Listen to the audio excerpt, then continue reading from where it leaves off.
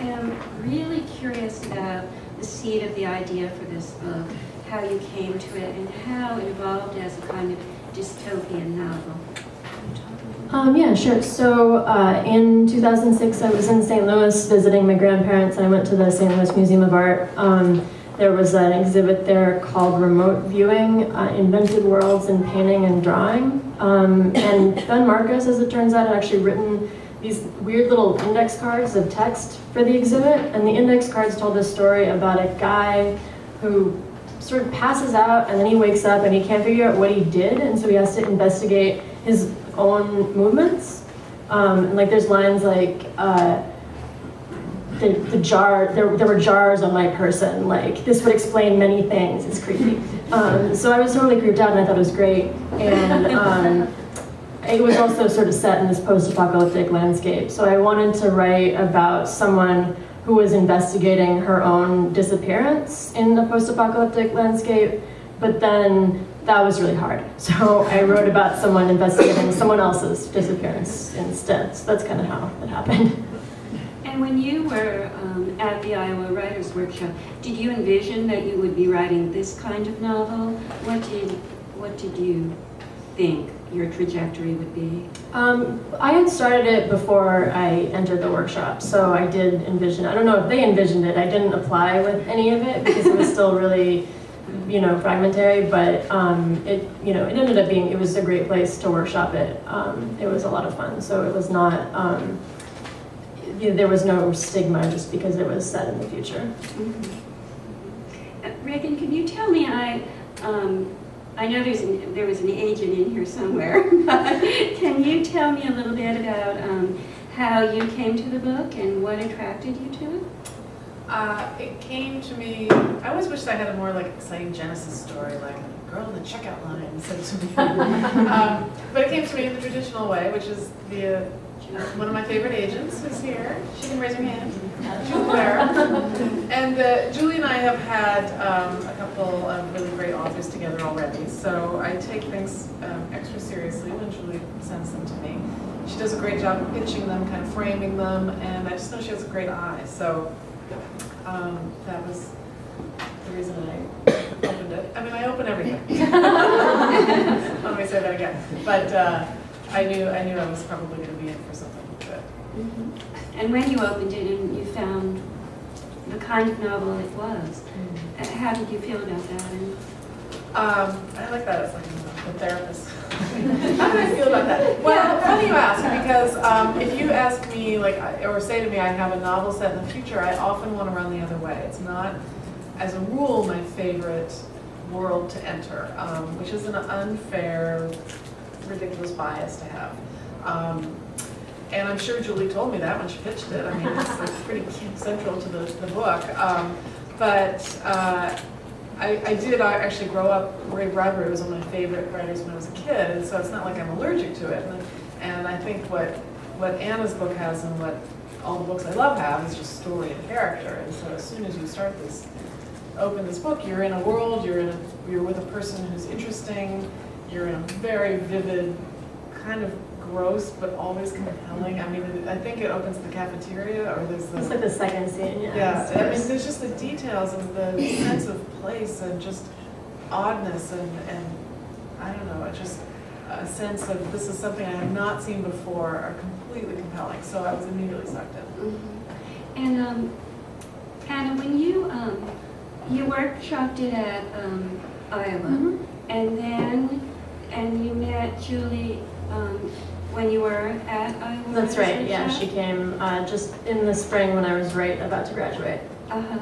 And so, can you tell me a little bit about the stages that the manuscript went through, from how you felt about the experience of workshopping it at Iowa and what that kind of input was like, and then working with Julie to get it ready to send it out, and then working with Reagan? I imagine those are three very different experiences. Yeah, well, workshopping it was a super strange experience just because it's really hard to workshop a novel. I don't think it would have been any easier to workshop a novel that was set in 1983. It's just really hard, and sometimes it would be really helpful. In general, people's responses were always really interesting. I think I only once took to my bed in tears, but I definitely did it once. And, you know, because it's stressful, because it's like, you want to be like, oh no, but that all happens later, like, it's going to be okay, but, so it was always, I felt like I got some great ideas, but it was always super hard to assimilate everything and to kind of, you know, get everything all together into something that I could actually take to the real whole book. But at the end of my time there, I went down to the wire and I finished it like on the last day of school, and I gave it all to Sam Chang, my advisor, and then she really graciously read the whole thing. She gave me a bunch, so that was like the very first draft. She gave me a bunch of tips, including, she thought the ending was way too sad. So, this ending is like super happy, guys. It's not that happy, but it's way less sad. And so then once she'd read it, then I sent it to Julie, who had already seen, I think, like the first 100 pages or so, and asked for more. And Julie liked it, and Julie and I signed up to work together. And then I think Julie and I probably went through about 4 drafts, like one that was pretty substantive, and then, you know, like going down like this until the final one is just like kind of like commas and things.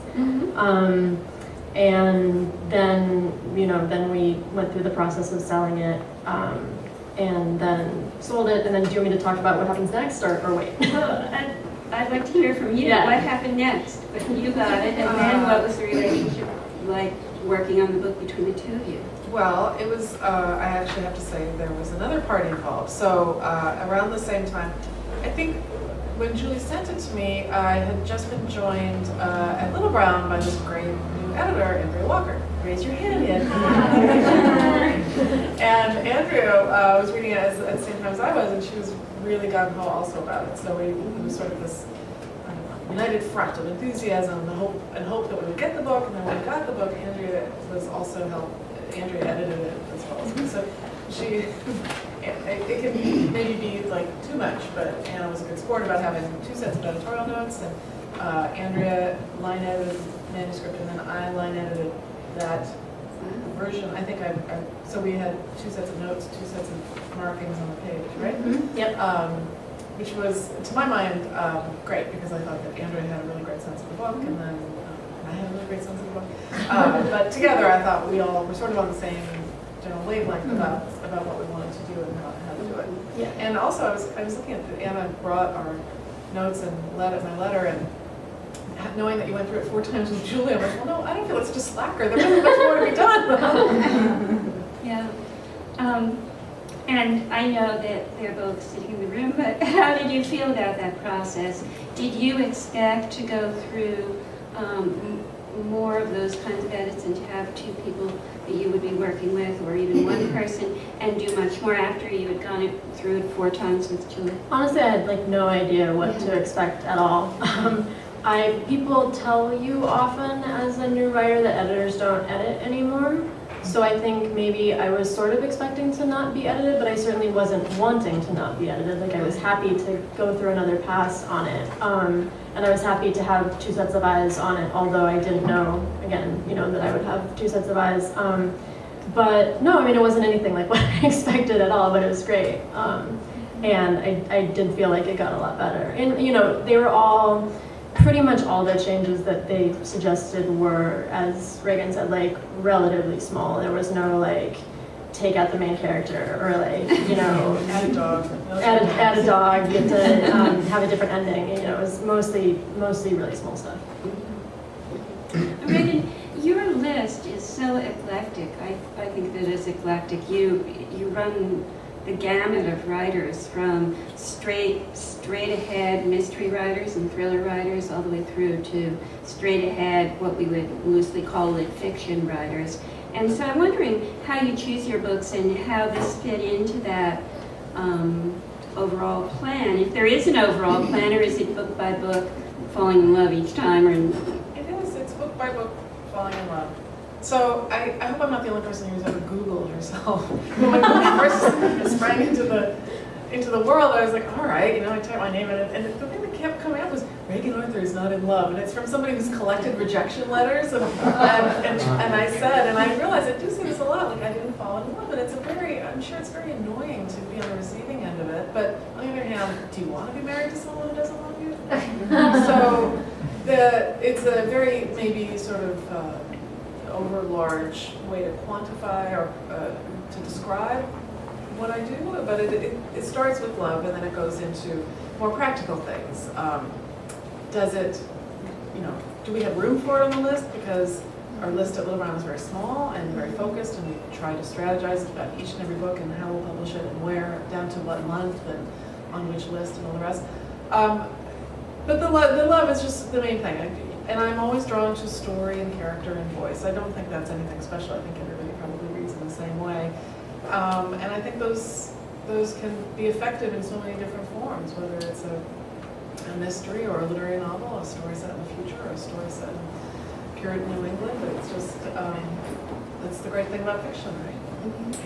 I have noticed that a lot of younger writers, and also a lot of writers who were previously writing lit fiction, are now writing sci-fi, future novels, dystopian novels, post-apocalyptic novels, ranging from, well, it's a long list, right? Even Junot Diaz's new book is sci-fi that he's working on now. And so I'm wondering, I just wanted your thoughts on that. It seemed as if even 3 years ago, or 5 years ago maybe, there were silos, and the silos were much more defined. This is a mystery novel.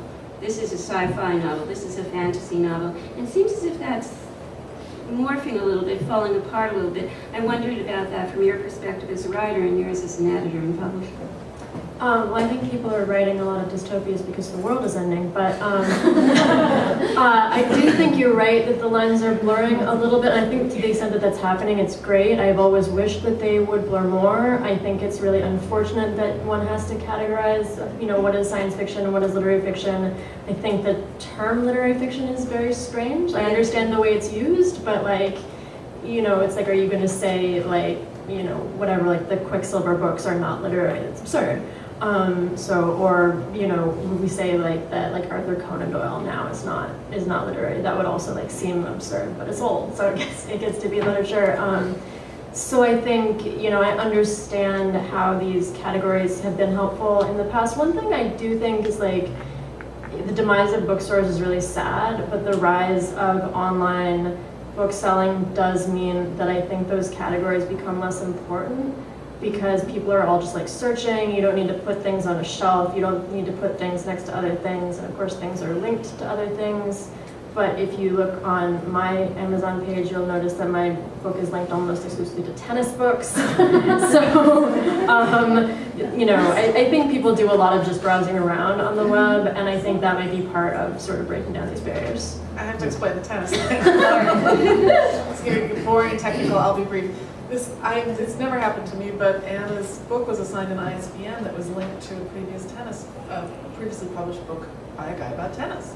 And once it was in the system, and it's also boring and tedious. But anyway, we're trying to untangle it. But in the meantime, Amazon thinks she's written a tennis book, or at least so that's it. I bought his book. I haven't gotten it yet, but I thought maybe you just took the tennis out. That's just all this tennis. Exactly.